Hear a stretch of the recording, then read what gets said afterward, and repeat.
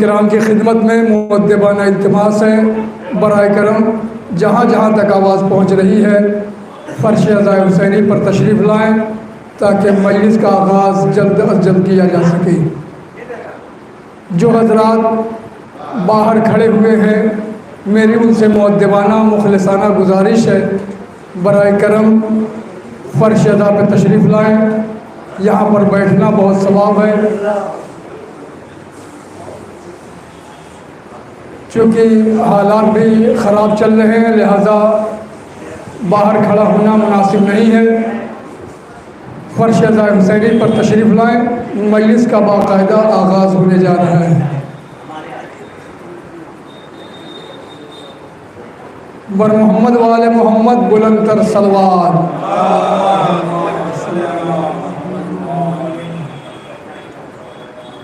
حضرات، چونکہ یہ ایصال ثواب کی مجلس ہے، کل نفس ذائقۃ الموت، ہر نفس کو موت کا مزہ چکھنا ہے، تو موت کے حوالے سے ہی 4 مصرے پیش کر رہا ہوں کہ موت جب صاحب کردار سے ٹکراتی ہے، موت جب صاحب کردار سے ٹکراتی ہے وہ تو مرتا نہیں، خود موت ہی مر جاتی ہے۔ اور یہ تو ترکیب ملاقات علی ہے، ورنہ موت حیدر کے غلاموں کو کہاں آتی ہے۔ یہ تو ترکیب ملاقات علی ہے، ورنہ موت حیدر کے غلاموں کو کہاں آتی ہے۔ اور ہمارے ہاں چاہے کوئی غم ہو چاہے کوئی خوشی ہو، ہم اپنے غموں کا مداوع یا خوشی کا مداوع اہل بیت علیہ السلام کے ذکر سے کرتے ہیں۔ اگر شادی بھی ہوتی ہے تب بھی فرش عزا بچھاتے ہیں، اور موت ہوتی ہے پھر بھی فرش عزا بچھاتے ہیں۔ تو سماعت فرمائے، اگر فرش عزا نہ بچھتا تو پھر کیا ہوتا کہ اندھیرا ہوتا لحد میں ضیا نہیں ہوتی، اندھیرا ہوتا لحد میں ضیا نہیں ہوتی، کفن کے ساتھ جو خاک شفا نہیں ہوتی۔ اندھیرا ہوتا لحد میں ضیا نہیں ہوتی، کفن کے ساتھ جو خاک شفا نہیں ہوتی، تو نحوستیں وہاں آ کر قیام کرتی ہیں جہاں حسین کی مجلس بپا نہیں ہوتی۔ نحوستیں وہاں آ کر قیام کرتی ہیں جہاں حسین کی مجلس بپا نہیں ہوتی۔ نحوستیں وہاں آ کر قیام کرتی ہیں جہاں حسین کی مجلس بپا نہیں ہوتی۔ اور ارباب عزا، ہم اپنے غموں کا مداوع صرف کربلا والوں کے ذکر سے کرتے ہیں کہ جناب رضا سرسوی صاحب کہتے ہیں کہ بڑھ کے دیکھو تو کربلا کیا ہے، چل کے دیکھو تو کربلا کیا ہے، ورنہ آنکھوں کا فائدہ کیا ہے۔ بڑھ کے دیکھو نفیس بھائی، بڑھ کے دیکھو تو کربلا کیا ہے، ورنہ آنکھوں کا فائدہ کیا ہے۔ سر تو نیزے پہ چڑھ کے بول اٹھا، شمر حیران ہے کٹا کیا ہے۔ سر تو نیزے پہ چڑھ کے بول اٹھا، شمر حیران ہے کٹا کیا ہے، شمر حیران ہے کٹا کیا ہے۔ اور آل و قرآن دونوں باقی ہیں، آل و قرآن دونوں باقی ہیں، خیمہ شاہ میں جلا کیا ہے۔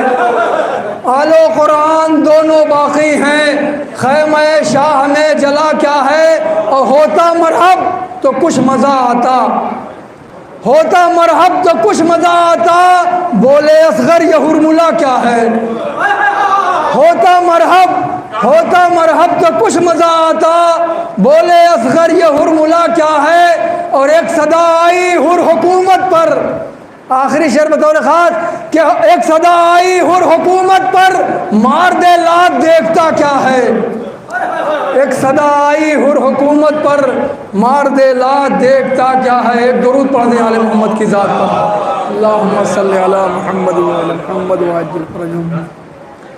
اور کربلا والوں کے حوالے سے ایک مطلب اور 2-3 شعر پیش کر رہا ہوں، آپ حضرات کی پاکیزہ سماعتوں کے حوالے کر رہا ہوں کہ پہلی بات تو ہم فرش عزا یہ بچھاتے کیوں ہیں، مرحومین کی روح کے ایصال ثواب کے لیے فرش عزا ہی کیوں بچھاتے ہیں، اس کے تمام اسباب ہیں۔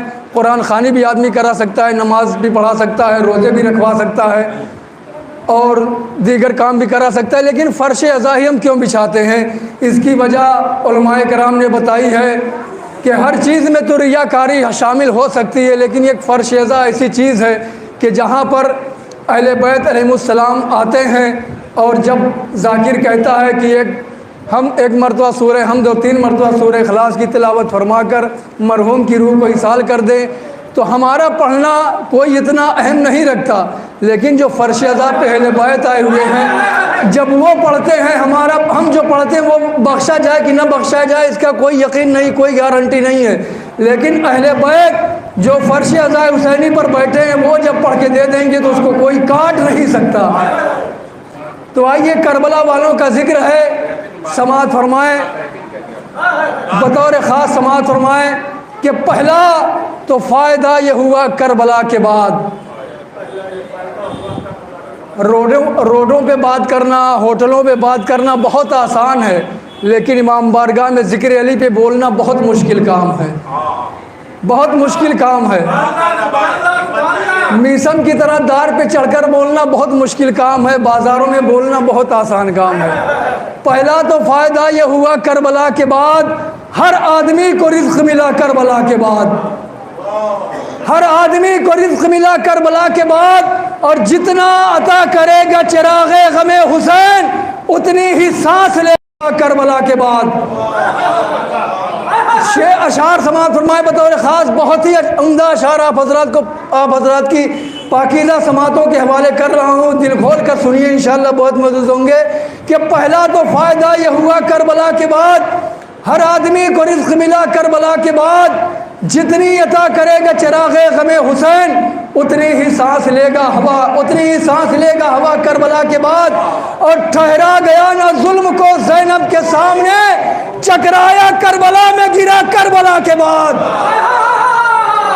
ٹھہرا گیا نہ ظلم کو زینب کے سامنے، چکرایا کربلا میں گرا کربلا کے بعد۔ اور بہترین شعر دیکھتا ہوں اس اشعار پہ کون کون بولتا ہے۔ مولا سجاد ان ہاتھوں کو دعائیں دیں گے، ان ہاتھوں میں طاقت عطا کریں گے جو اس شعر پہ ضرور بولے گا کہ ٹھہرا گیا نہ ظلم کو زینب کے سامنے، چکرایا کربلا میں گرا کربلا کے بعد۔ یہ کائنات کتنے دنوں تک رکی رہے، یہ کائنات کتنے دنوں تک رکی رہے، عابد سے پوچھتا ہے خدا کربلا کے بعد۔ یہ کائنات کتنے دنوں تک رکی رہے، عابد سے پوچھتا ہے خدا کربلا کے بعد۔ اور مانا یزید و ظلم کے، مانا یزید و شمر کے ظالم لکھے گئے، مانا یزید و ظلم کے، یا مانا یزید و ظلم شمر ظالم لکھے گئے، تاریخ کو ملی ہے سزا کربلا کے بعد، اور تاریخ کو ملی ہے سزا کربلا کے بعد۔ اور ایک درود پڑھ دیں محمد والے محمد پر، اللہم صلی علی محمد والے محمد۔ ٹھہرا گیا نہ ظلم کو زینب کے سامنے، چکرایا کربلا میں گرا کربلا کے بعد۔ اور تاریخ نے یزید کو ڈھونڈا بہت مگر، تاریخ نے یزید کو ڈھونڈا بہت مگر، زیر زمین بھی نہ ملا کربلا کے بعد۔ تاریخ نے یزید کو ڈھونڈا بہت مگر، زیر زمین بھی نہ ملا کربلا کے بعد۔ باب الحوائج مولا اصغر علیہ السلام کے حوالے سے آخری شعر پیش کر رہا ہوں، سماعت فرمائیں کہ زیر زمین بھی نہ ملا کربلا کے بعد، اصغر نے یوں ستم کو اپاہج بنا دیا، اصغر نے یوں ستم کو اپاہج بنا دیا، گھٹنوں کے بل بھی چل نہ سکا کربلا کے بعد۔ اصغر نے یوں ستم کو اپاہج بنا دیا، گھٹنوں کے بل بھی چل نہ سکا کربلا کے بعد۔ ایک درود پڑھ دیں آل محمد کی ذات پر، اللہم صلی علی محمد۔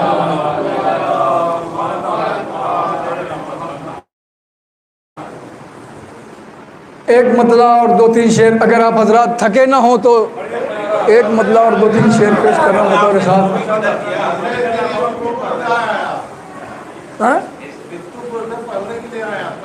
متو پور سے پڑھنے کے لیے آیا ہوں، لیکن علامہ طالب جوہری صاحب کہتے ہیں کہ آپ جو خاموش رہ رہے ہیں، علامہ طالب جوہری صاحب نے کہا تھا کہ آپ اگر گھروں میں بیٹھ کر، ہوٹلوں میں بیٹھ کر، امام بار یعنی کہیں پہ بھی بیٹھ کر آپ صرف قرآن قرآن قرآن قرآن کہتے رہیں تو اس کا کوئی ثواب نہیں ہے، لیکن اگر آپ یہی صرف اپنے گھروں میں بیٹھ کر علی علی علی علی کرتے رہیں تو اس کا بے حد ثواب ہے۔ اس لیے کہ رسول اللہ نے کہا کہ ذکر و علی عبادہ، علی کا ذکر عبادت ہے، تو علی کے ذکر پہ خاموش رہنا عبادت نہیں ہے بلکہ بولنا عبادت ہے۔ یا علی۔ تو آئیے ایک مطلع اور دو تین شعر باقر بھائی آپ حضرات کی پاکیزہ، آئیے دیکھیے مولانا موصوف بھی آ گئے ہیں، مولانا موصوف کی صحت و سلامتی کے لیے بآواز بلند صلوات۔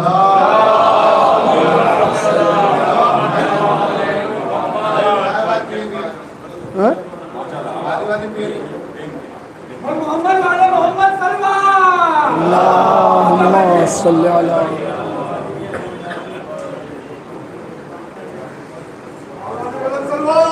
اللہم صلی علی محمد السلام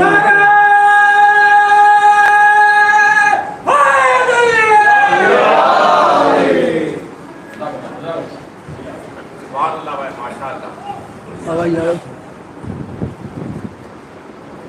پیش کر رہا ہوں کہ فرزند محمد سے جسے پیار نہیں ہے، فرزند محمد سے جسے پیار نہیں ہے، ایک سانس بھی لینے کا وہ حقدار نہیں ہے۔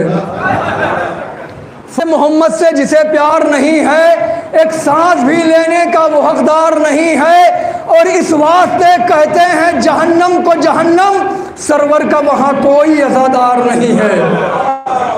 اس واسطے کہتے ہیں جہنم کو جہنم، سرور کا وہاں کوئی عزادار نہیں ہے۔ اور علی کے لال سے کل کائنات لے جائے، بس ایک مطلع اور دو شعر مولانا موصوف رونق افروز ممبر ہوں گے کہ علی کے لال سے کل کائنات لے جائے، علی کے لال سے کل کائنات لے جائے، جو مر رہا ہو یہاں سے نجات لے جائے۔ جناب حر نے بتایا کہ روز عاشوراء جو مر رہا ہو یہاں سے نجات لے جائے، اور یہ بات سچ ہے کہ غازی کے کٹ گئے بازو، یہ بات سچ ہے کہ غازی کے کٹ گئے بازو، کسی میں دم نہیں جو آ کر فرات لے جائے، کسی میں دم نہیں جو آ کر فرات لے جائے۔ آئیے فرش مجلس پہ کھڑی دیکھ رہی ہیں زہرا، فرش مجلس پہ کھڑی دیکھ رہی ہیں زہرا، کون آتا ہے میرے لال کا پرسہ دینے۔ میں یہ شاعر کے ذہن میں بڑے دل و احترام کے ساتھ حرف اعتماد لیتے کر رہا ہوں، خالی کہتے ہوئے عزت مآب عالی غلام مولانا حسین بن حسین صاحب کو جانے خدمت میں کہ اللہ تفروض ممبر ہوں اور فرشت و حسینی پر بیٹھے ہوئے مومنین کے قلوب کو ذکر آل محمد کی تجلیات سے روشن و منور کریں۔ محمد آل محمد بلند السلام۔ کیسے ہیں آپ؟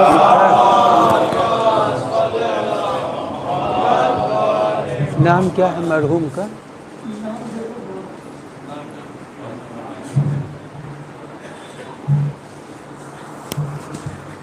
شبیر حسن ولد ابن حسن۔ بس شبیر حسن کا بھی۔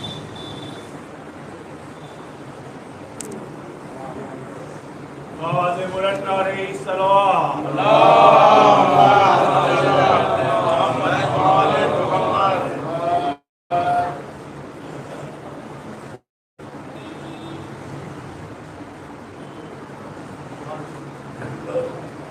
محمد اور محمد بآواز بلند صلوات۔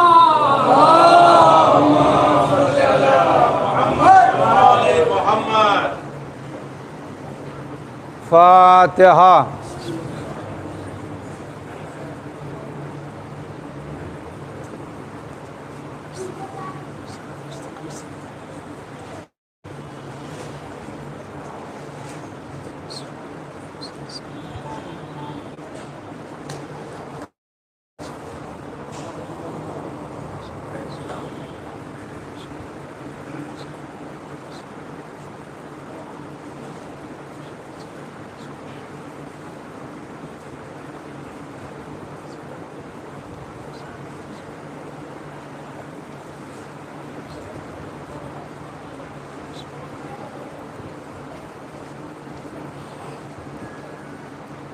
لا حول ولا قوة إلا بالله العلي العظيم.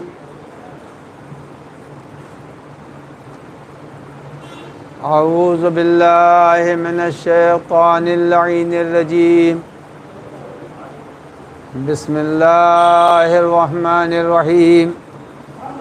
الحمد لله رب العالمين والعاقبة للمتقين والنار للعاصين والملحدين والصلاة والسلام والتحية والإكرام على نبي الرحمة وشفيع الأمة صاحب الوقار والسكينة المدفون بأرض المدينة العبد المؤيد والرسول الممدد المصطفى الأمجد المحمود الأحمد أبي القاسم محمد.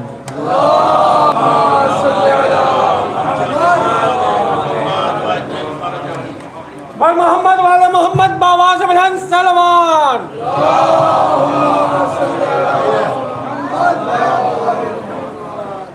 بر محمد والے محمد باواز بلند سلمان.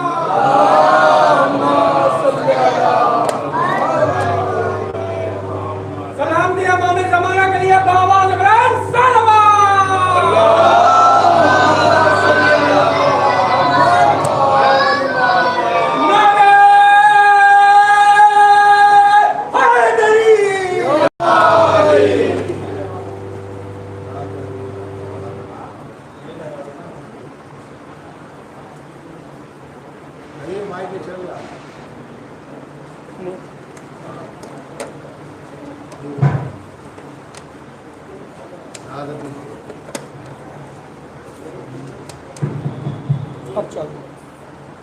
محمد والے محمد باواز بلند سلمان.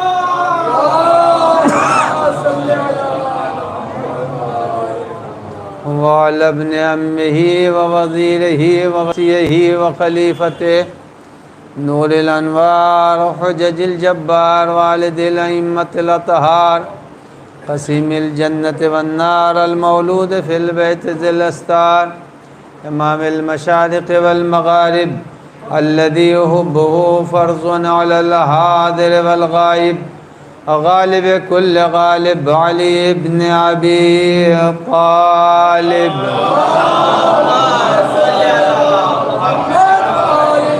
وعلى آله الطيبين الطاهرين المعصومين المنتجبين المخاطبين لا سيما على بقية الله الأعظم حجة بن الحسن المهدي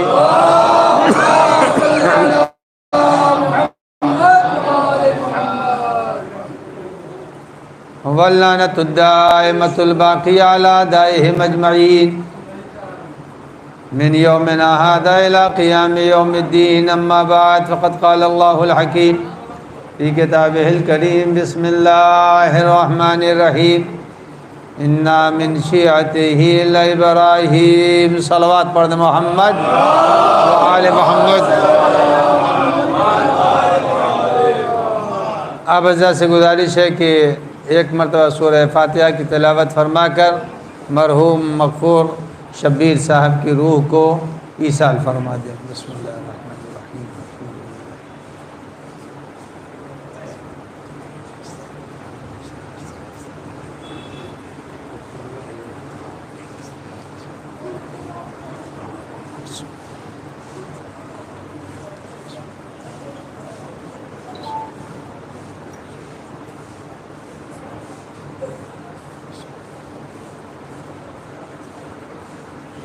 ایک اور صلوات پڑھ دیں محمد وآل محمد.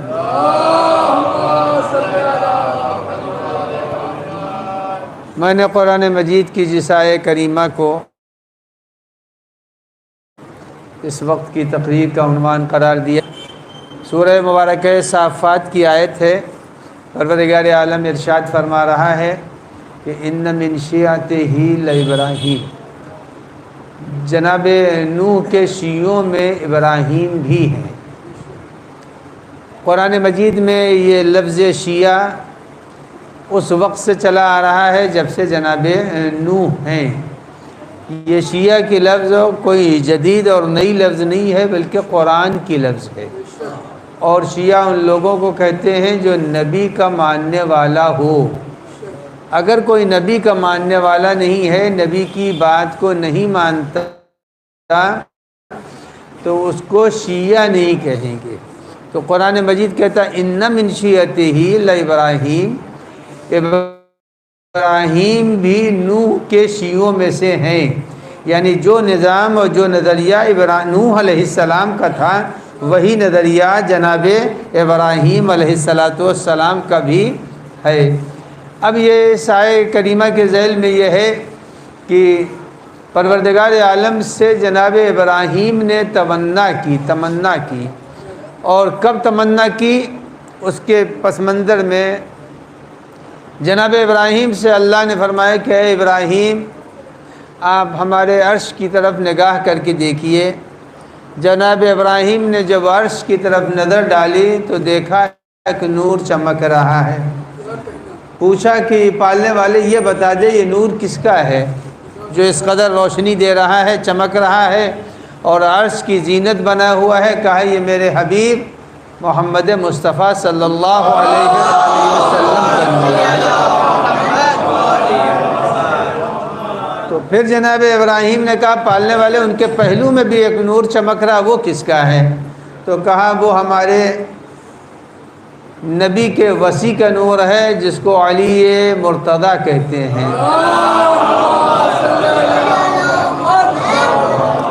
اس کے بعد جناب ابراہیم نے کہا پالنے والے ایک نور اور ہے جو دکھائی دے رہا ہے پہلو میں، تو کہا کہ وہ نبی کی بیٹی ہے اور علی کی زوجہ ہیں، فاطمہ زہرا کا نور ہے۔ اس کے بعد فرمایا کہ پالنے والے دو چھوٹے چھوٹے ننھے نور ہیں، یہ کس کے ہیں؟ تو کہا کہ یہ نور حضرات حسن اور حسین کے نور ہیں۔ اس کے بعد معاف کیجیے گا کہ موبائل کو محمد و آل محمد وعجل فرجہ۔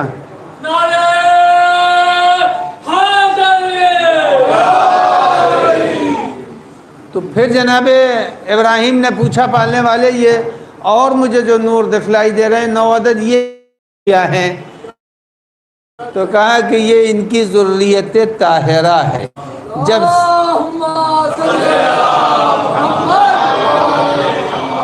جب 14 معصومین کے انوار کا تعارف اللہ نے ابراہیم سے کرا دیا تو جناب ابراہیم نے اللہ سے گزارش کی، دعا کی، تمنا کی کہ اے میرے معبود جعلنی من شیعت علی ابن ابی طالب، اے پالنے والے مجھ کو علی کے شیعوں میں قرار دے۔ تو اب معلوم یہ ہوا کہ تمنا کرنا علی کا شیعہ بن جاؤں، یہ تمنا کس نے کی ہے؟ جناب ابراہیم علیہ السلام نے کی ہے۔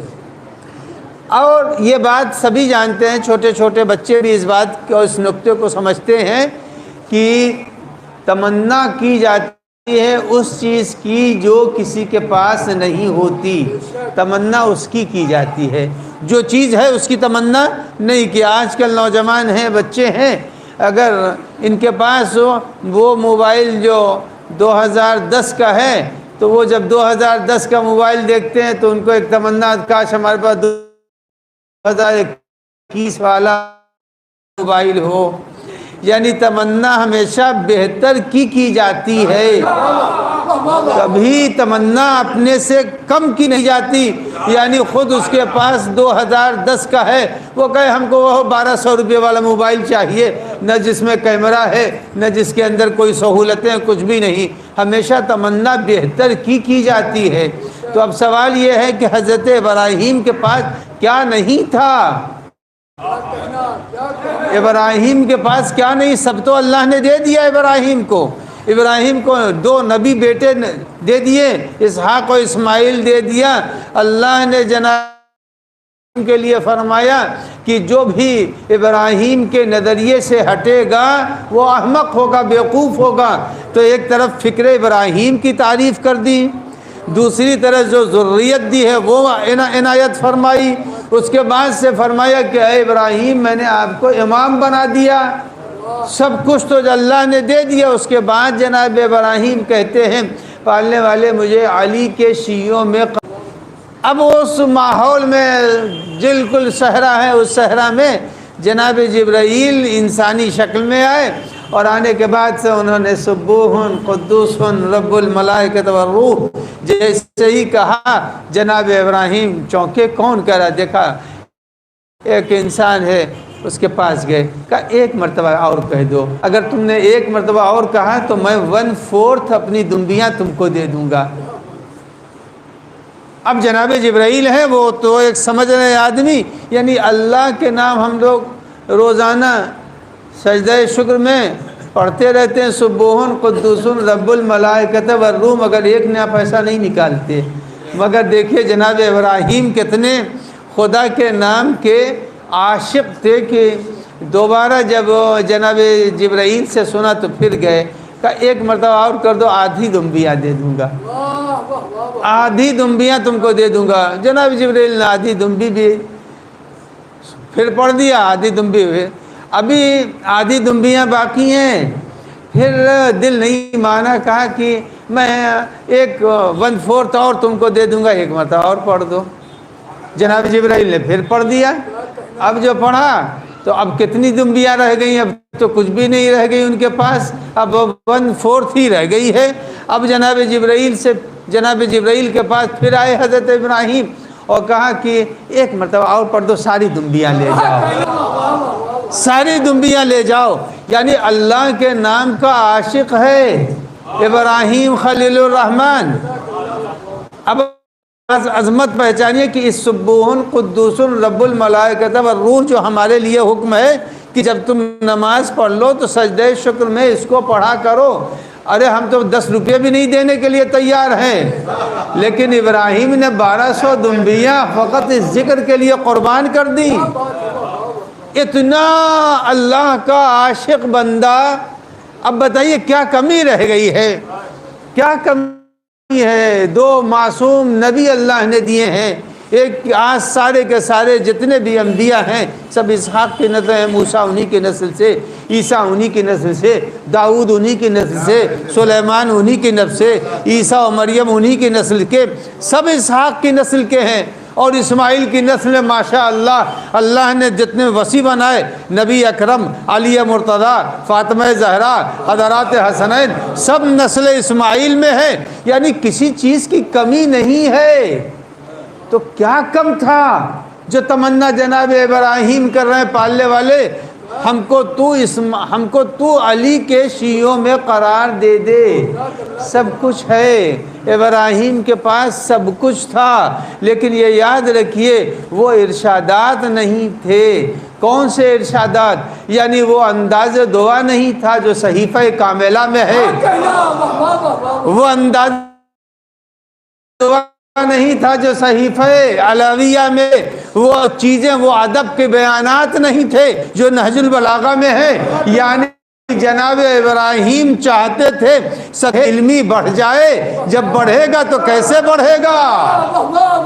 جب انسان قریب ہوگا ارشادات آل محمد کے۔ ایک صلوات پڑھ دیں محمد و آل محمد۔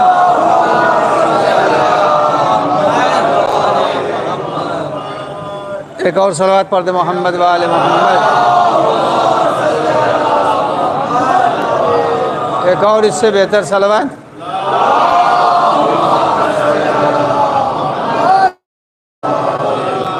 تو اب جناب ابراہیم دعا کر رہے ہیں، ان من شیعتہ لابراہیم۔ قرآن مجید نے ذکر کر دیا کہ جناب ابراہیم نوح کے شیعوں میں سے ہیں۔ جناب ابراہیم نے دعا کی کہ پالنے والے وجعلنی من شیعت علی ابن ابی طالب۔ تو علی ابن ابی طالب کا شیعہ بننے کے لیے تمنا کون کر رہا ہے؟ ابراہیم خلیل الرحمن کر رہے ہیں۔ جب اللہ نے ساری نعمتیں ان کو دے دی ہیں، کوئی ایسی نعمت نہیں ہے جو جناب ابراہیم کو اللہ نے نہ دیا، اور ساری نعمتیں امام تک بنا دیا، خلیل تک بنا دیا، لیکن اس کے بعد تمنا کریں وہ علی کے شیعوں میں سے ہو جائیں۔ صلوات پڑھ دے۔ نہیں نہیں، لبیک یا حسین، لبیک یا حسین، لبیک یا حسین، لبیک یا حسین، نعرہ حیدری، نعرہ سلوات پنجت علی،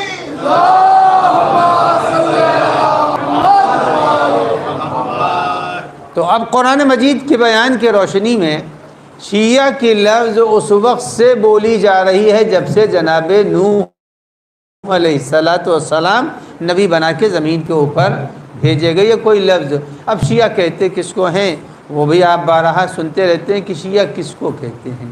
شیعہ ان لوگوں کو کہتے ہیں کہ جن کے عمل کا معصوم سے رشتہ جڑا ہوا ہو، اسے شیعہ کہتے ہیں۔ اب وہ آپ دیکھ لیجئے، اگر آپ یہاں نماز جماعت ہوگی تو اب رشتہ امام سے مامون کا ایک جیسا ہوتا ہے، وہ باوضو آپ باوضو، وہ قنوت میں ہیں تو آپ قنوت میں ہیں، اور وہ رکوع میں ہیں تو آپ رکوع میں ہیں۔ یعنی شیعہ اسے کہتے ہیں جو امام کی پورے طور سے تعصی اور پیروی کر رہا ہو، وہ شیعہ ہے۔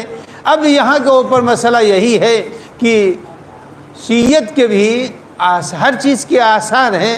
اب دیکھیے اسی وقت ہم آپ یہاں بیٹھے ہوئے ہیں، پنکھے چل رہے ہیں، تو یہ کس چیز کی علامت ہے کہ یہ ماحول میں گرمی آ چکی ہے، یہی تو علامت ہے۔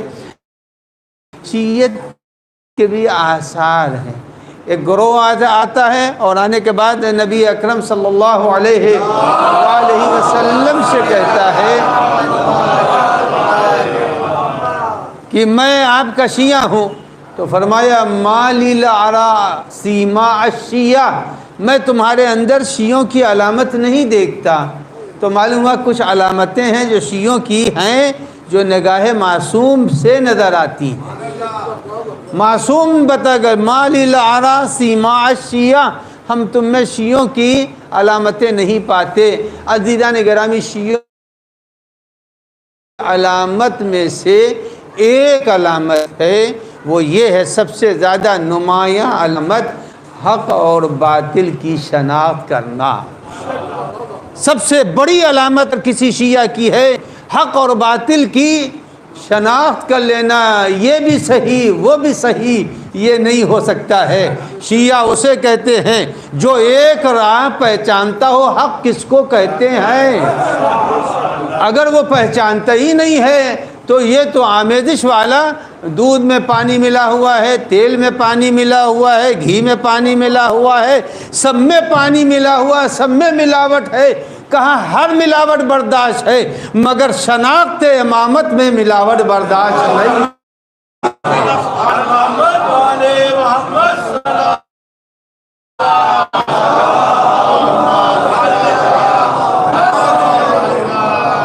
اگر زحمت نہ ہو تو ذرا ذرا آگے آ جائیے، مومنین کو زحمت ہو رہی ہے۔ محمد والے محمد بابا دے بلند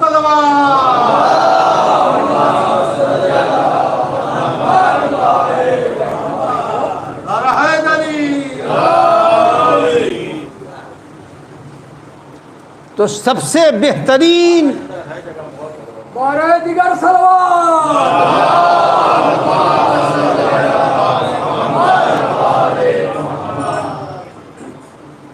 تو عزیزان گرامی یاد رکھیے گا کہ سب سے بہترین شیعہ وہ ہے جو حق کو پہچانتا ہو۔ اور حق کہاں دکھائی دے گا، کدھر دکھائی دے گا؟ حق کی بھی کوئی شناخت ہونی چاہیے۔ حق حق کہنے سے کوئی حق حق نہیں ہو جائے گا۔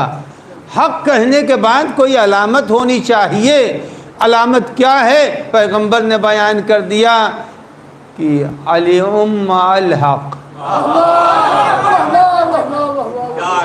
تو اب یہاں کے اوپر اگر حدیث رک گئی ہوتی تو معلوم یہ ہوا کہ حق الگ ہے، میں ممبر کے ساتھ ہوں، میں مومنین گونڈی کے ساتھ ہوں، تو جب ان کے ساتھ رہیں گے تو معلوم ہوا کہ ان کے ساتھ ہیں۔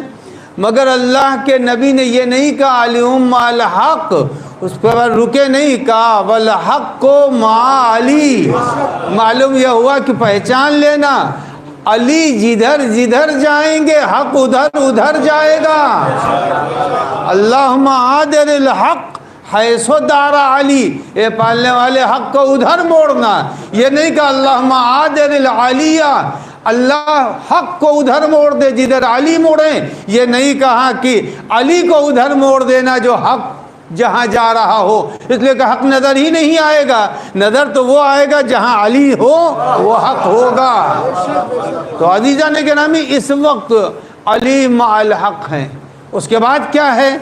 دوسری حدیث میں فرما رہے ہیں علی مع القرآن، علی قرآن کے ساتھ ہیں، والقرآن مع علی، علی قرآن کے ساتھ، قرآن علی کے ساتھ ہے۔ تو جہاں جہاں قرآن ہوگا وہاں وہاں علی ہوں گے، جہاں علی ہوں گے وہاں قرآن ہوگا۔ تو اب علی اور قرآن کے درمیان کہیں جدائی نہیں ہوگی، حتیٰ یردا علی الحوض، یہاں تک کہ یہ دونوں حوض کوثر پر پہنچیں گے۔ اب میں عزیزان گرامی آپ کے ذہنوں میں نہیں پڑھتا، مگر چونکہ ٹی وی والوں نے دکھلا دیا ہے کہ ایک شخص ملعون نے قرآن کی آیتوں میں کمی کا اعلان کیا ہے، یہ یاد رکھیے گا علی کے مقابل میں آنا ہے۔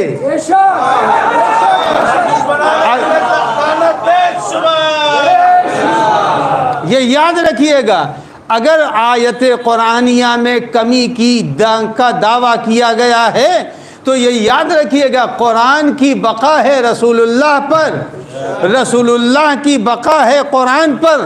اگر قرآن نہیں تو رسول اللہ نہیں، اگر رسول اللہ نہیں تو غدیر نہیں، جب غدیر نہیں تو کربلا نہیں۔ عزیزو یہ بہت دور تک جا رہا ہے سلسلہ۔ تو عزیزو یہ یاد رکھیے گا کہ قرآن کو پروردگار عالم نے جو نازل کیا ہے تو اس کے اندر نہ ایک نقطے کا اضافہ ہو سکتا ہے نہ کمی ہو سکتی ہے۔ اور یہ یاد رکھیے گا، میں آپ کی خدمت میں عرض کر دوں، اور کہنا نہیں چاہیے تھا مگر چونکہ کلام امام ہے لہذا بیان کروں گا۔ امام حسین علیہ السلام نے عبداللہ ابن زبیر سے، امام حسین علیہ السلام، کل ابھی 28 رجب گزری ہے، کل ہی کی بات ہے، امام حسین نے عبداللہ ابن زبیر سے کہا کہ تم ہمارا ساتھ دو، حق پر میں ہوں، یزید حق پر نہیں ہے۔ مگر عبداللہ ابن زبیر نے ساتھ نہیں دیا۔ امام کا جملہ نہ ہوتا تو ممبر رسول سے نہیں پڑھتا۔ امام نے کہا یاد رکھنا من فرام المرآ، تم کو زمانہ ایسے ذلیل کر دے گا جیسے عورتیں حالت نجاست کے کپڑوں کو استعمال کر کے پھینک دیتی ہیں۔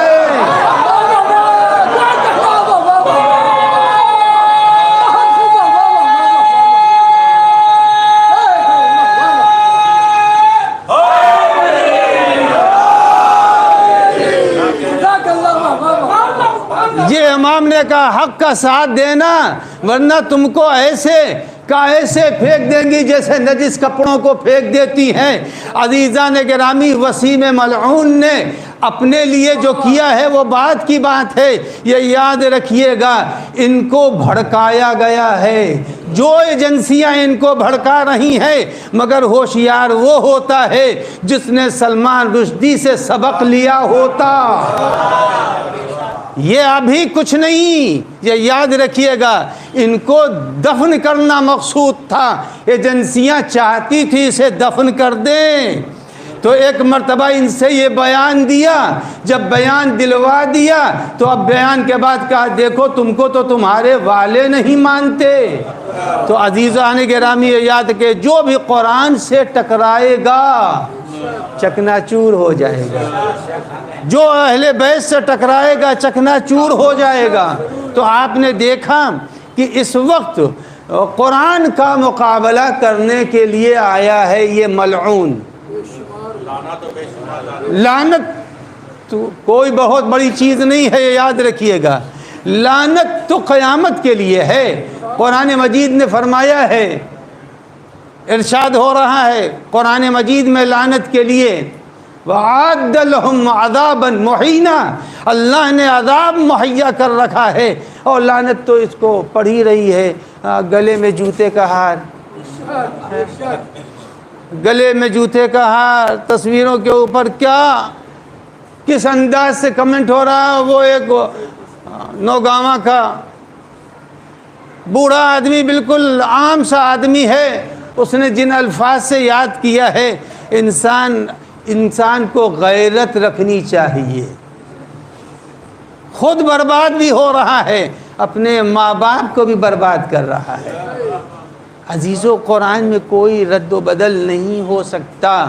آپ حضرات نے سنا ہوگا کہ ہارون رشید کا اصول یہ تھا کہ وہ ہر سال مناظرہ کرتا تھا، کرتے تھے، راتوں میں سجدے کرتے تھے۔ جب اس نے اقرار کر لیا آیا تو ایک سال جب وہ آیا تو مسلمان بن چکا تھا، عیسائی مسلمان بن گیا۔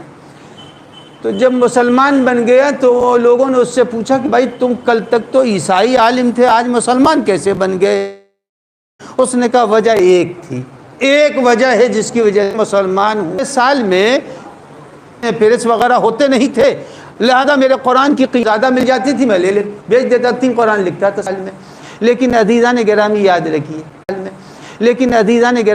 رکھیے، اس کے بعد وہ کہتا ہے کہ میں نے ایک مرتبہ جا بجا، مثلا 200 پیج کے بعد 201 نمبر کا جو صفحہ تھا، اس میں میں نے اپنی طرف سے کچھ آیتیں آگے پیچھے کر کے رکھ دی، لگا کر کے بنا دیا قرآن۔ اور اس کے بعد دوسرے جلد میں نے مثلا 301 کے بعد جو صفحہ آتا ہے وہاں کے اوپر میں نے آیتوں کو آگے پیچھے کر دیا، اور پیچھے کرنے کے بعد سے میں نے قرآن کو مرتب کر دیا۔ تیسری جلد میں بھی ایسا ہی کیا کہ جہاں کے اوپر متفرق صفحات میں نے قرآن میں اضافہ کر دیا۔ جب قرآن متفرق صفحات میں اضافہ کر دیا تو جب میں بیچنے کے لیے نکلا تو جو بھی خریدار آیا اس نے کہا ہاں میں خرید لوں گا۔ جس نے بھی کھولا وہی صفحہ کھل رہا تھا جہاں میں نے اضافہ کیا تھا، وہی صفحہ کھل رہا تھا۔ لہذا جب وہ صفحہ کھلا میں نے کہا اچھا ہو سکتا ہے بائی چانس کھل گیا ہو۔ دوسری جلد اس نے کہا نہیں ہم یہ قرآن نہیں لیں گے۔ پھر دوسرے گاہک آیا، اس نے دوسرے قرآن کی جلد کو پسندیدہ دیکھا، اس کو خریدنا چاہا۔ جب اس کو کھولا اور ورق گردانی کی، اس میں وہی صفحہ سامنے آیا جو اس نے بڑھایا تھا۔ تیسرے وہ بھی چلا گیا، اس نے کہا نہیں یہ قرآن تمہارا صحیح لکھا ہوا نہیں، ہم اس کو نہیں لیں گے۔ اب آئیے تیسری مرتبہ ایک تیسرا خریدار آیا، اس نے بھی دیکھا اچھا ہے قرآن لکھا ہوا ہے، خوشخط ہے، اور اس نے جو کھول کے صفحات دیکھے تو اس میں وہی صفحہ سب سے پہلے کھل رہا ہے جس صفحے کو اس نے بڑھایا تھا۔ عزیزو، جب دور ہارون میں قرآن میں نقطے کا اضافہ وہ انسانوں کو ایمان کی طرف لا رہا تھا، وہ عیسائی عالم جس نے قرآن لکھا تھا اس نے کہا جب یہ 3 قرآن میں واقعہ ہو گیا تو میں نے کہا نہیں یہ قرآن برحق ہے، اب اسلام کو قبول کر لینا چاہیے۔ یعنی کتنا فرق ہے، عیسائی عالم اپنے مذہب کو چھوڑ کر وہ مومن بن رہا ہے، اور سید بننے کے بعد یہ مرتد بن رہا ہے۔ تو کیا نصیب نہیں تو اور کیا ہے؟ تم کہتے ہو اولاد رسول ہم ہیں، تم اپنے کو وسیم رضوی کہہ رہے ہو، اولاد امام رضا میں کہہ رہے ہو، اور اس کے بعد مرتد اسے کہتے ہیں۔ یہ یاد رکھیے گا، وسیم کے لیے کوئی حمایت کی لفظ ارے جانے دیجئے غلطی ہو گئی جائے نہیں، بالکل نہیں۔ حکم خدا یہ ہے ما جاء بہ النبی، اگر کوئی شخص نبی کے لائے ہوئے کسی ایک حکم کو نہیں مانتا تو قرآن نے 3 لفظیں استعمال کی ہیں جو قرآن کے اندر آئے تھے، سورہ مبارکہ مائدہ میں موجود ہے۔ من لم یحکم بما انزل اللہ فاولئک هم الکافرون، جو اللہ کے نبی کے لائے ہوئے کے مطابق نہ بیان دے وہ کافر ہے۔ اس کے بعد قرآن کہتا ہے من لم یحکم بما انزل اللہ فاولئک هم الفاسقون، جو اللہ کے بیان کے مطابق نہ بیان دے وہ فاسق ہے، کافر ہے، جہنمی ہے۔ تو اب یہ یاد رکھیے گا وسیم رضوی مرتد ہو چکا ہے، اب اس کو وسیم رضوی نہ کہیے، اس کے ساتھ جو مناسب لفظ لگا سکتے ہو رضوی کو نکال دیجئے، اب وسیم کو رکھ دیجئے خالی، وسیم وسیم ملعون۔ یہ کچھ معمولی جملہ نہیں ہے، 27 آیتیں۔ پروردگار عالم لوگ وقف کر کے جاتے ہیں تو ایک وقف نامہ بناتے ہیں اور اس کے اندر افراد بناتے ہیں، بینکوں میں لوگ کھولتے ہیں اکاؤنٹ تو اپنا کوئی ایک جانشین و وارث بنا دیتے ہیں کہ اگر کچھ میرے ساتھ ہو جائے۔ اتنا بڑا نظام اسلام پیغمبر دے کے جا رہے تھے اور اس نظام اسلام کے محافظ کا کوئی خیال نہیں۔ عزیزان گرامی، پیغمبر کا اصول تھا، یہ اصول پیغمبر ہے کہ پیغمبر آیات قرآنیہ کو لکھواتے تھے۔ ہمارے ہاں زمانے غیبت کی ابتدا میں جناب سید رضی اور سید مرتضیٰ گزرے ہیں، جنہوں نے نہج بلاغہ لکھی، ان کے بڑے بھائی سید مرتضیٰ ہیں۔ سید مرتضیٰ نے باقاعدہ دلیلوں سے ثابت کیا تھا کہ یہ قرآن جو آج ہمارے درمیان ہے اس میں ایک حرف بھی ایسا نہیں ہے، نقطہ بھی نہیں ہے جو خدا کا کلام نہ ہو، سب کچھ من ون۔ اس لیے کہ اگر کسی نے قرآن کے لیے یہ کہا کہ اس میں کسی نے ایڈ کر دیا ہے، ایڈ کر دیا ہے، ارے بھائی یہ وقف کا مال نہیں ہے کہ ہضم ہو رہا ہے، یہ وقف کا مال نہیں ہے کہ ہضم ہو رہا ہے، یہ قرآن مجید ہے، اس میں کوئی ایڈ نہیں کر سکتا۔ یہ یاد رکھیے، بہت سے واقعات ہیں اس سلسلے میں۔ جب میں ایران میں پڑھ رہا تھا تو ایک دن اسرائیل کے ٹی وی کے صفحات کے اوپر قرآن کا جواب آیا کہ میں تو قرآن کا جواب دے سکتا ہوں، قرآن کا جواب آیا اور ایک پیج میں باقاعدہ طور سے کہ آیت قرآن سے ملتی جلتی آیتوں کو اس نے ایک پیج کے اوپر دے دیا، اور دینے کے بعد کہا کہ دیکھیے میں قرآن کا جواب لایا۔ ابھی اس نے ڈالا ہے اپنے سسٹم میں اور شام تک علماء نے اس کے اعراب کی، ادبیت کے، بیانات کی غلطیوں کی دھجیاں اڑا دی کہ شام کے بعد اس نے وہ پیج اپنے سائٹ سے ہٹا لیا۔ تو یہ یاد رکھیے، جب ساری سامراجی قوت قرآن کا بال بیکا نہیں کر سکی تو یہ لکھنؤ کا آوارہ، یہ ایجنسیوں کا پالا، یہ اسلام کی مخالفت کر سکتا ہے لیکن قرآن کا بال بیکا نہیں کر سکتا ہے۔ عزیزو یاد رکھیے، اس نے در حقیقت قرآن کے اندر ایڈ کی جو بات کی ہے، ایڈ کی جو بات کی ہے، میں دعوے سے کہتا ہوں جو ہمارے استاد کا دعویٰ ہے۔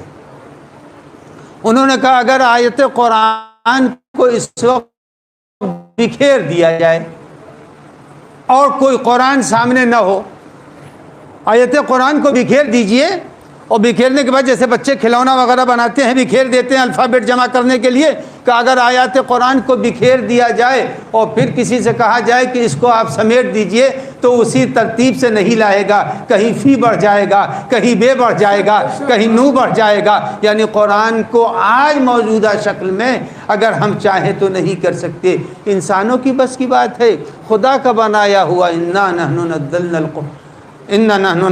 الذکر وَإِنَّ لَهُ لَحَافِظُونَ، ہم نے اس ذکر کو نازل کیا ہے، ہم نے اس قرآن کو نازل کیا، ہم اس کی حفاظت کر رہے ہیں۔ تو نوجوان جتنے بھی میری اس تقریر کو سن رہے ہیں، اس بات کو یاد رکھیں کہ قرآن کے اندر یہ اختلاف پھیلانا ہے اور دور سے ہے، یہ نہیں ہے۔ ہمارے گھروں میں جو پانی ٹیپ سے آتا ہے ٹنکی بہت دور ہوتی ہے، پانی ہمارے گھر میں گر رہا مگر ٹنکی کہاں ہے؟ بہت دور ہے۔ یہ کسی ایجنسی کی ٹنکی ہے جہاں سے منہ سے پانی گر رہا ہے۔ یہ جو بات اس کے ذہن میں آئی ہے 27 یا 26 آیتیں 26، یہ یاد رکھیے بہت دور سے آ رہی ہے، لیکن آپ ان کو یاد رکھیے جب اب سلطنتیں نہ مٹا سکیں، بنی عباس، بنی امیہ اور بہت سے ایسے واقعات، اس قرآن میں نور ہے، روشنائی ہے۔ میں نے اسی گونڈی میں پڑھا تھا، لیکن آج مناسبت سے اس کا تھوڑا سا ایک ٹکڑا پڑھ دوں۔ ایک صلوات پڑھ دیں محمد وآل محمد۔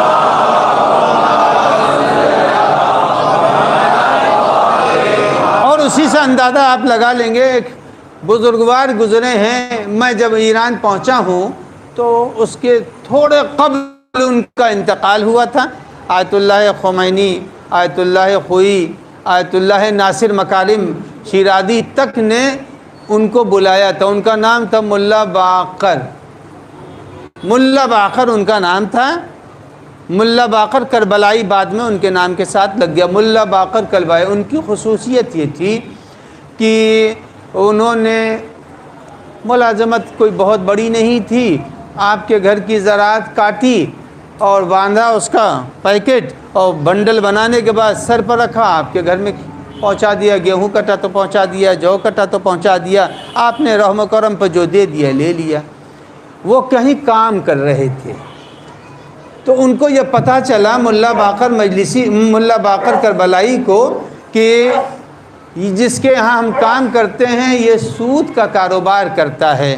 جیسے ان کو خبر ہوئی، ان کا اب ہم اس کے یہاں کام نہیں کریں، چھوڑ دیا۔ ایک دوسرا کسان تھا، اس کے یہاں چلے گئے اور اس کے یہاں وہی کھیتی باڑی کرنے لگے۔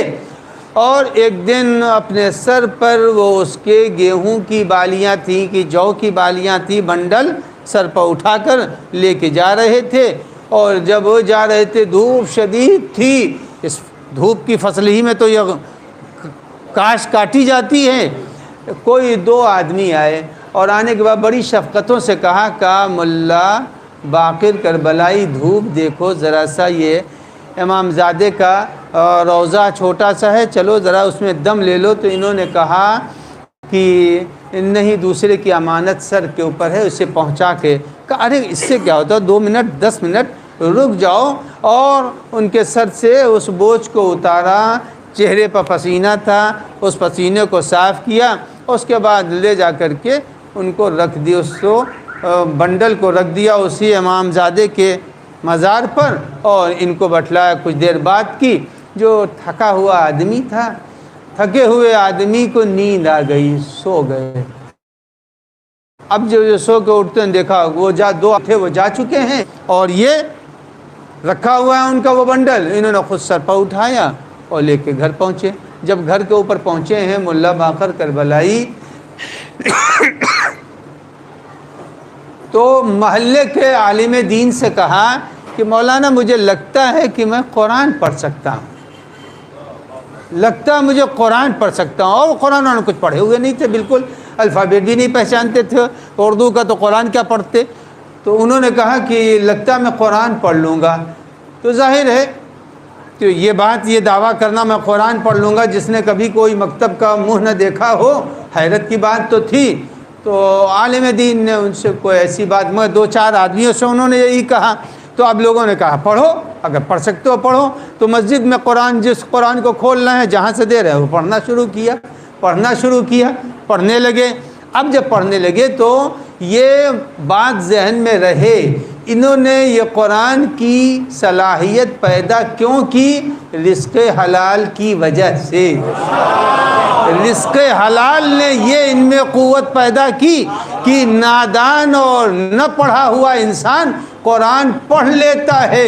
یہ یاد رکھیے، جس کی روزی حلال ہوتی ہے وہ قرآن پڑھ بھی لیتا ہے، نہیں پڑھتا تو احترام کرتا ہے۔ وسیم ملعون کی روزی ہی حرام تھی۔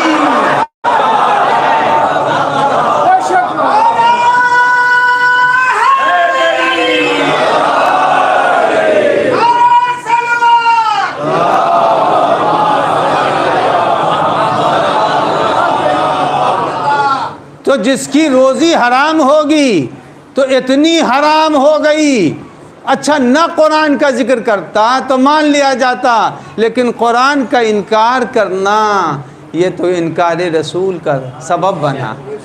یہ انکار تو قرآن کی آیتیں انسان پر اثر رکھتی ہیں۔ وہی میں نے کہا کہ میں جب پہنچا ہوں تھوڑے ہی دنوں پہلے آیت اللہ مکارم نے بلوایا تھا، اور بلوانے کے بعد انہوں نے امتحان لیا۔ آیت اللہ خوئی نے نجف میں بلوایا، انہوں نے امتحان لیا کہ اس کو بہرحال اللہ کے کسی ولی نے قرآن سکھایا ہے۔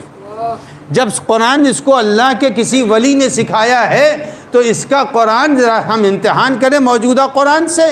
تو موجودہ قرآن سے اس کا امتحان ہوا۔ اس کے بعد وہ قم میں کچھ رہنے لگے، اور جب قم میں رہنے لگے تو ہر آدمی نے پہچان لیا، ارے یہ ملا باقر کربلائی آ رہے ہیں۔ ہمارا ایک مدرسہ ہے مدرسہ فیضیہ، اور قم میں وہ بڑا مدرسہ مانا جاتا ہے، اور اس کا صحن بھی بہت بڑا صحن ہے، شاید اس ایریے سے زیادہ کچھ بڑا ہی اس کا حوض ہوگا، بہت بڑا وسیع صحن ہے۔ اور اس صحن میں طلبہ بیٹھ کر کے گرامر کی کتاب ایک ہے جس کا نام ہے مغنی، گرامر کی کتاب کا ڈسکس کرتے ہیں جو وہاں کا انداز ہے۔ تو اتفاق سے ملا باقر کربلائی وارد ہوئے فیضیہ کے صحن میں، اور طلبہ بیٹھے ہوئے ڈسکس کر رہے تھے گرامر کی کتاب پر۔ تو ایک نے کہا دیکھو دیکھو دیکھو ملا باقر کربلائی آ رہے ہیں۔ تو طالب علم چاہے وہ کسی بھی عمر کا ہو، طالب علم ہے، تو ایک نے کہا اچھا بلاؤ ان کا امتحان لیا جائے۔ تو ملا باقر ادھر آئیے، آئے، آنے کے بعد وہ پڑھ کیا رہے تھے، گرامر میں مغنی نام کی ایک کتاب تھی، اس کو پڑھ رہے تھے۔ اور اس کے اندر اس کتاب کی خوبی یہ ہے کہ آیت قرآنیہ کو کوٹ کیا ہے، جگہ جگہ اس کتاب میں آیت قرآنیہ کو کوٹ کیا، پوری کتاب عربی میں ہے، اور جگہ جگہ کے اوپر قرآن کی آیت کو کوٹ کیا ہے لکھنے والے نے، ابن ہشام نے۔ تو اب ملا باقر کے سامنے لائے، کہا لیجئے قرآن پڑھیے۔ تو انہوں نے دیکھا، اور دیکھنے کے بعد سے ایک جگہ کے اوپر انگلی رکھ دی، کہا بس قرآن اتنا ہی ہے۔ پھر اس کے بعد انہوں نے دوسرا صفحہ کھول کر کہا یہ قرآن پڑھیے۔ تو انہوں نے پھر وہاں پر 2-3 جگہوں پر سطروں پر انگلی رکھی کہ قرآن اتنا ہی ہے، اور صحیح جگہ پر انگلی رکھی، جو آیت تھی وہیں پر انگلی رکھی، جو آیت نہیں تھی وہاں انگلی نہیں رکھی۔ تو اب ان طلبہ نے پوچھا کہ یہ بتائیے آپ نے پہچانا کیسے کہ یہ قرآن کی آیت ہے، یہ قرآن کی آیت نہیں ہے؟ تو کہا جہاں چمک تھی سمجھ گئے یہ قرآن ہے، اور جو نہیں چمک رہی تھی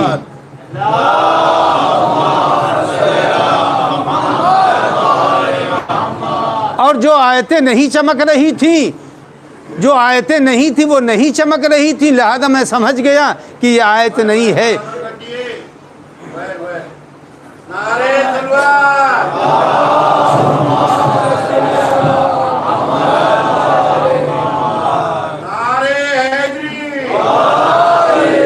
تو میرے نوجوان جہاں کہیں میری آواز سن رہے ہیں، باہر ہیں یا یہاں، تو یہ یاد رکھیں کہ یہ قرآن مجید اللہ کا نازل کیا ہوا ہے، اس میں نورانیت ہے، اور جو اس قرآن کا مخالف ہے وہ مرتد ہے، کافر ہے، فاسق ہے، بے دین ہے، امامت کا منکر ہے، امامت کا طرفدار نہیں ہے۔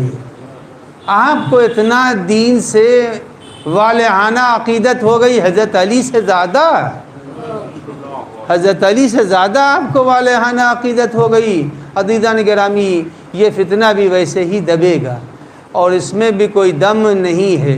غبارہ دیکھنے میں بہت بڑا پھولا ہوا ہوتا ہے، مگر بہت باریک سی سوئی سے ساری ہوا نکل جاتی ہے۔ کہتے ہیں کہ اس کی بھی ہوا عنقریب نکلے گی، اس لیے کہ اللہ کو تو معلوم ہے، اللہ جب چاہے گا جیسے چاہے گا انجام دے دے گا۔ بے نظر نہ آنے والا کرونا کا جراثیم آج تک کسی نے دیکھا نہیں ہے، نہ کسی لیب میں آیا ہے۔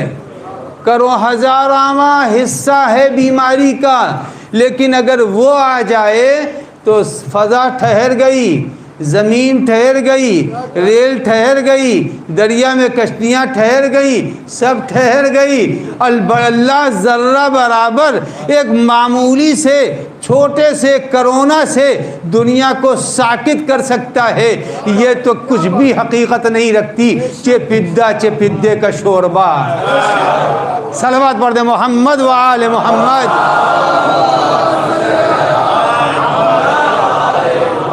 بس وہ ایک برا وقت آیا ہے، مگر اتنا برا وقت جو قرآن پر آیا کہ قرآن کو نو کے نیزہ پر بلند کیا گیا، وہ قرآن صامت تھا، اور ایک قرآن ناطق نو کے نیزہ پر بلند کیا گیا، اور وہ قرآن ناطق حسین ابن علی تھا، جس کے سر کو نو کے نیزہ پر بلند کیا گیا۔ کل 28 رجب تھی۔ 28 رجب کے معنی کیا ہے؟ 28 رجب کے معنی یہ ہے کہ حسین سے مدینہ چھوٹ گیا، اور قیامت تک کے لیے حسین مدینے سے محروم ہو گئے۔ اور جب قبر پیغمبر پر آئے ہیں تو آنے کے بعد امام حسین نے فرمایا، اے نانا مجھے مجبوراً یہاں سے ہٹایا جا رہا ہے۔ کہا اے نانا آپ ہمیں اپنی آغوش میں لے لیجئے۔ تو پیغمبر کے قبر پر پہنچ کے ذرا تھوڑی دیر کے لیے غنودگی آ گئی، تو خواب میں دیکھا، کہا اے بیٹا حسین نکلو، شاء اللہ ان یراہن سبایا، اے بیٹا جاؤ، اللہ کی مرضی یہ ہے زینب کے بازوؤں میں رسن بندھے، وشاء اللہ ان یراک قتیلا، اے بیٹا خدا یہ چاہتا ہے تم شہید ہو جاؤ۔ اللہ اکبر۔ حمید ہمارا راوی نہیں ہے، حمید راوی ہے یزید کا راوی کہتا ہے کہ جب اہل حرم 28 رجب کو نکل رہے تھے تو ایک قنات لگی تھی، اور ناقے پر محمل اور اماریاں سجائی گئی تھیں، اور ایک ایک اماری جا رہی تھی، اور اس میں خواتین بیٹھتی تھیں اور وہ باہر آ رہی تھی۔ حمید کہتا ہے کہ ایک مرتبہ میں نے بنی ہاشم کے جوانوں میں ہلچل دیکھی، اور وہ کہتا ہے کہ سرکار سید الشہداء کرسی پر بیٹھے تھے۔ حمید کا بیان ہے، میں نے دیکھا کہ امام کرسی سے کھڑے ہو گئے، جوانوں میں ہلچل پہلے سے تھی، اب امام کو جب میں نے کھڑے ہوتے ہوئے دیکھا، پوچھا کسی سے کہ یہ بتاؤ یہ کس کے لیے محمل جا رہی ہے، تو بتانے والوں نے کہا یہ محمل زینب کے لیے جا رہی ہے۔ کہا یہ زینب کو سوار کرنے کے لیے کون سا جوان ہے؟ تو کہا یہ جوان علی کا لاڈلا عباس ابن علی ہے۔ عزیزان گرامی کیسے سوار کیا؟ ارے جناب عباس نے اپنے گھٹنوں کو موڑا، ارے شہزادی نے پیر رکھا اور محمل میں سوار ہوئی۔ جزاکم ربکم۔ عزیزان گرامی جب مقتل کربلا شہیدوں سے بھر گیا، کوئی نہیں ہے، امام حسین شہید ہو گئے، زمین کربلا کو جھٹکے لگ گئے۔ 11 محرم جب آئی ہے تو 11 محرم کو آتا ہے یزید کی سپاہ کا سردار، اور آ کے کہتا ہے کہ زینب چلو میں تمہیں سوار کر دوں، زینب تمہیں سوار کر دوں۔ شہزادی نے کہا تو ہٹ جا، تو ہم اہل بیت کے قریب نہ آ۔ ایک ایک کو جناب زینب نے رباب کو سوار کیا۔ فضہ کو جب ان کا وقت آیا تو بلایا کہ فضہ آؤ میں تمہیں سوار کر دوں۔ جناب فضہ نے کہا شہزادی میں یہ خدمت آپ سے نہیں، علی کی بیٹی اور کنیزوں کو سوار کرے، یہ کہہ کے انکار کیا تو فضہ کو مخاطب کر کے کہتی ہے اے فضہ ماں کے حق کی قسم آؤ، آج میں تمہیں سوار کروں گی۔ فضہ کو بھی سوار کیا۔ اس کے بعد شہزادی آخری دیدار کے لیے لاش سید الشہداء پر پہنچی ہے، اور جانے کے بعد بھائی کی لاش سے لپٹ گئی۔ اتنے میں شمر آیا اور آ کے کہتا ہے زینب چلو۔ چند جملے ہیں اور آپ کی زحمت تمام کر رہا ہوں. کہا زینب چلو، شہزادی نہ اٹھی. دوبارہ کہتا ہے زینب چلو، نہ اٹھی. تیسری بار کہتا ہے زینب چلو، نہ اٹھ سکی. بہن کی بھائی کی لاش کو نہ چھوڑ سکی. عزیزو جب تیسری بار نہ اٹھی، نو کے نیزہ سے زہی، مگر 3 جملے کہے ہیں لاش سید الشہداء کو مخاطب کر کے. اے بھیا نانا سے کہیے گا زینب بے ندا ہو گئی. پھر دوسرا جملہ کہا بھیا کہہ دیجئے گا بابا سے زینب کے رسن بن گئی. تیسرا جملہ کہا اے بھیا اماں سے کو خبر دے دیجئے گا لاوارث بنا کے لے جائی جا رہی ہے. جزاکم ربکم. عزیزو ذہن تو یہی کہہ رہا تھا سب کا. اب جو آئی ہے تو شمر کو ہٹا دیا. مقتل کربلا پر زینب نے نظر ڈالی، مگر نظر ڈالنے کے بعد راوی کے ذہن میں ہے شاید حسین کو پکاریں، شاید علی اکبر کو پکاریں، شاید قاسم کو پکاریں، شاید اون محمد کو پکاریں، مگر زینب نے کسی کو نہیں پکارا. فرات کی طرف رک کر کے کہا اخی ابو الفضل، اے بھیا عباس آؤ، ارے زینب جا رہی ہے، ارے مدینے سے چلتے وقت زانو تم نے بچھایا تھا، آؤ زینب کو سوار کر دو. شاید آواز دے اے بہن، ارے بازو قلم ہو چکے ہیں، اب حسین کی بہن کو سوار کون کرے. سيعلم الذين ظلموا أي منقلب ينقلبون لعنة الله على القوم الظالمين.